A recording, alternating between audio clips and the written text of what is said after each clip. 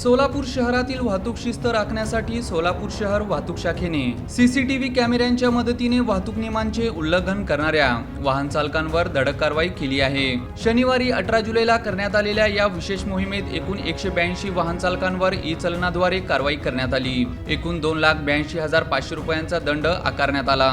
या कारवाईमध्ये वाहन चालविताना मोबाईल फोनवर बोलणाऱ्या 111 वाहन चालकांवर, ट्रिपल सीट प्रवास करणाऱ्या 56 वाहन चालकांवर तसेच रिक्षाच्या पुढील सीटवर प्रवासी बसून वाहतूक करणाऱ्या 15 रिक्षा चालकांवर ही कारवाई करण्यात आली। अशा प्रकारे एकूण 182 प्रकरणे नोंदवून संबंधित वाहन चालकांना ई चलन बजावण्यात आले। वाहतूक शाखेचे सहाय्यक पोलीस आयुक्त सुधीर खिरडकर यांनी नागरिकांना वाहतूक नियमांचे काटेकोरपणे पालन करण्याचे आवाहन केले आहे। नियमांचे पालन केल्यास अपघातांचे प्रमाण कमी होऊन सोलापूर शहरातील वाहतूक व्यवस्था अधिक सुरक्षित होण्यास मदत होईल, असेही पोलिसांनी म्हटले। सोलापूर शहरात सातत्याने वाहतूक नियम मोडणाऱ्या वाहनधारकांवर कारवाई केली जात असल्याचेही त्यांनी सांगितले।